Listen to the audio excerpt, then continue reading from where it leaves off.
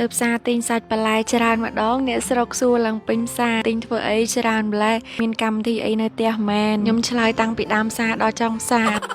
ធ្វើម្ហូបជប់លៀងឲ្យសិស្សពេលគាត់ដឹងបញ្ចុះតម្លៃឲ្យទៀតអរគុណច្រើនមែនតើអ៊ំពូមីងដែលចូលរួមចំណែករាល់ដងធ្វើមួយថ្នាក់អត់អីទេតែលើកនេះធ្វើច្រើនថ្នាក់ចូលគ្នាយវ៉ាន់យកឡើងពី3ជើងអត់ចង់អស់សំណាងបានផ្សារចិត្តផ្ទះប៉ុន្តែសាលានៅឆ្ងាយអូលោកគ្រូ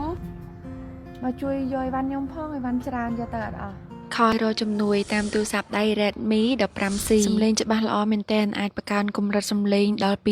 200%រៀងទូរស័ព្ទរចនាឡើងស្អាតខ្លាំងស្ដើងស្រាលងាយស្រួលកាន់កម្រាស់តា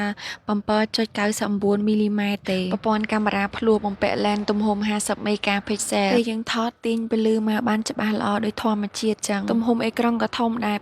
6.9 អ៊ីងហើយល្បឿនរលូនលឿនល្អមែនតើបើកម្លាំងសាកថ្មវិញលឿនដូចព្យុះ33វ៉ាត់សាកម្ដងប្រើបាន2ថ្ងៃជាងដោយសារទំហំថ្មធំ 6000 មីលីអាំពែចាក់ចម្រៀងមើលវីដេអូបានយូរម៉ោងមែនតើដើរលេងឆ្ងាយឬក៏ចុះព្រៃលេងបារម្ភរឿងថ្មទូរស័ព្ទទៀតហើយស្អាតគុណភាពល្អហើយតម្លៃទៅ$99ទេកុំភ្លេច Redmi 15C ខលភ្លាមជំនួយមកដល់ភ្លាមលឿនមែនតើបាយឲ្យគាត់ជួយដឹកឲ្យមកផ្នែកទៀតខ្ញុំដប់ទៅតាមពីក្រោយ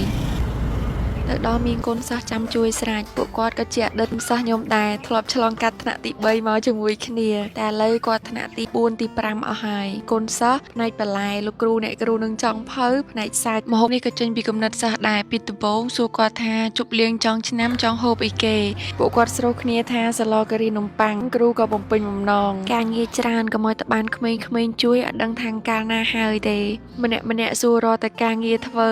គ្រាន់តែតនេនតិចថាអ្នកគ្រូឲ្យខ្ញុំធ្វើអីទៀតឯណាខ្ញុំធ្វើអីក៏បានដែរសិស្សតូចដែលអត់ចេះបានជួយធ្វើអីក៏ពួកគាត់សប្បាយនៅខាងក្រៅទៅ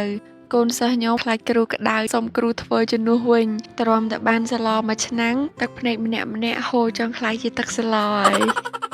បើសួរថាអ្នកណាចង់ភៅអត់មានទេគ្រូអ្នកគ្រូចង់ភៅនៅក្នុងសាលាជួយគ្នាដៃមួយជើងម្នាក់គ្រប់គ្នាសម្លការីមួយឆ្នាំងនេះដឹងតែជាតិហ្មងសាច់ក៏ច្រើនគ្រឿងក៏ច្រើន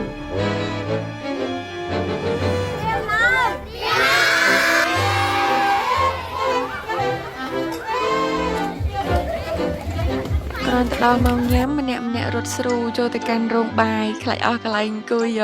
ក្តៅបន្តិចហត់បន្តិចមែនប៉ុន្តែសប្បាយចិត្តតាបានហូបគ្រប់គ្នាម្នាក់សម្លមួយចាននំប៉័ងមួយដើមដំបូងខ្លាចតែស្លខ្វះទេដែរចេះសំណាងអត់អីនំប៉័ងមួយដើមហ្នឹងពួកគាត់ពេញពោះអស់ជប់លៀងលាគ្នាឆ្នាំសិក្សាចាស់ជោគជ័យជាស្ថាពរអរគុណច្រើនបាយបាយជួបគ្នានៅវីដេអូក្រោយ